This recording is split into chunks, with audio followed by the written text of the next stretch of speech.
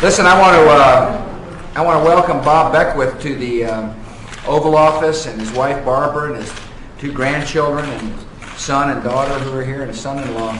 As you may remember, I met Bob on the heap of a burnt-out fire engine in New York, and he didn't know, and I didn't know that we were going to meet that day. And I was traveling there with George Pataki and Rudy Giuliani, and it was my chance after the National Prayer Service to go to New York City and tell the good people of that town, that city, how the nation stood with them. I had a chance to go and see the firefighters and police officers who had been given every ounce of their energy to rescue their fellow citizens.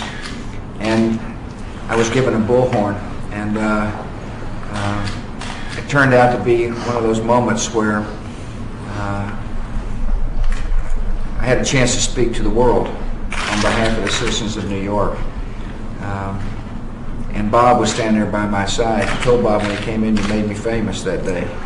But I want to thank you, Bob, for coming back. I want to thank Colonel Weiss as well. He rescued the bullhorn, and they're here to let me keep the bullhorn for the library. There's a father and son exhibit that's going to go on at the Bush Library, Bush 41 Library at Texas A&M, and this will be one of the key parts of the exhibit. It's an historic, it's really a historic memento. It's something we didn't choose, but it's one of those days that I'll never forget. And I want to thank you for helping me forget. Yeah, it was an amazing experience. You know, I didn't realize at the time that you and I walked up on the heap of a burnt-out fire engine. I didn't realize that. And what's interesting as a result of that, some people in Louisiana saw us standing on the fire engine and went and raised money for a new fire engine for New York. So that event had a lot of interesting ramifications. Go ahead, George. Mr. President, since September 11th, you've provided incredible leadership and really inspired the country. There are many unforgettable moments, but one that Bob and I and his family and much of America will never forget was 3 days after that attack when you came to Ground Zero. And it was exactly the right time. As Bob can tell you, everybody was exhausted and worn out, and you didn't come for a photo op. You spent hours touring the site and shaking hands with the firefighters and the construction workers. And I'll never forget the moment when you and Bob stood on that red, and the president was talking, and one of the construction workers yelled out, "We can't hear you." And the president said, "Well, I can hear you. The whole world hears you. And pretty soon, those evildoers will be hearing from us." And Mr. President, they have heard from us, and your leadership has been inspiring. And this is what you said those words with, and I'm proud to present it to you for the Presidential Library. Americans will never forget it. Thank you. Thank you. Thanks, George. Thank you. Yes. Mr. President, Yeah. are you satisfied with Pakistan's response in the Daniel Pearl case? And is the United States interested in pursuing or indicting the primary suspect that's now in custody there? I am satisfied with the response of President Musharraf and the Pakistani government. I got a phone call from him when I was flying back from China, and I could tell from the tone of his voice how distraught he was, how disturbed he was that this barbaric act had taken place in his country. He knew full well that those killers did not represent the vast, vast majority of the people in his own country, and he vowed to me on the phone that he would do everything in his power to chase down the killers and bring them to justice. And yes, we're always interested in dealing with people who have harmed American citizens. Yeah, Stretch. Mr. President, what are your thoughts on an economic stimulus package now? Do you think there's really an opportunity to work with the Democrats in the Senate, particularly given signs that, albeit slowly, the economy is beginning to recover? Well, I got to tell you something. It's a matter of will and desire. If people put their mind to something, we can get things done in Washington, D.C. I think we need an economic stimulus package.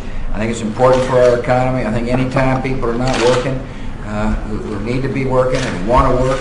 We've got to do everything we can to make sure the environment is such that they can work. Secondly, I'm going to talk to the governors today and remind them that in the economic stimulus package was some emergency Medicaid money, as well as national emergency grants. Let me put it this way: emergency grant money to help Medicaid bills, as well as grants for emergency situations to help people with their health care bills. And yes, I think we need that bill. And I hope the Senate will take it up and pass it. Mr. President, you told Secretary Rumsfeld to get rid of the Office of Disinformation. I told Secretary Rumsfeld, I didn't even need to tell him this. He knows how I feel. I saw it reflected in his comments the other day. That we'll tell the American people the truth. And he was just as amazed as I was about reading, some allegation that somehow our government would never tell the American people the truth. And I've got confidence, having heard his statement and heard him this morning talk about it, they'll handle this in the right way. Thank you all. There was a report over the weekend, Mr. President, that questioned the administration's commitment to the EPA Superfund. Are you committed to fully funding the Superfund, sir? I am committed to cleaning up the environment without enriching lawyers. I think I think there's too much litigation when it comes to environmental cleanup. What I want is action and results. And so we're looking at ways to make sure the Superfund fulfills its mission. And you cannot sue your way to clean air and clean water and clean land. It's got to be a system that focuses on efficient, good ways to make sure we accomplish the mission. And I think that, we're looking at ways to reform the system to make sure it works, to make sure it actually accomplishes what Congress wants it to accomplish. Could the Thank you. of hybrid vehicles out there? I was wondering if you could tell us if you're worried at all that your decision on steel would hurt the automakers' ability I haven't made a decision on steel yet. I'm in the process of reviewing all the facts, but I have made a decision on the need for the use of technologies to clean up our air and explore for more energy and change the automobile fleet. One of these days, this little lady right here is going to be driving an automobile with a hybrid engine in it and a fuel cell in it, and it's going to work. And I hope I'm around to see it too. Thank you, everybody. Thank you.